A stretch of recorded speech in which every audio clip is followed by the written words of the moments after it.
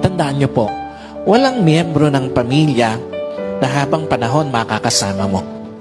Walang asawa na habang panahon makakasama mo. Walang magulang na habang panahon makakasama mo. Walang anak na habang panahon makakasama mo. And at the same time, wala din namang kapatid na habang panahon makakasama mo. Meron lang itinakdang panahon ang Diyos para makasama sila sa buhay mo. Meron lang itinakdang panahon ng Diyos para ma-enjoy mo yung mga panahon na makakasama sila. Bawat panahong kasama ang pamilya, pahiram ng Diyos.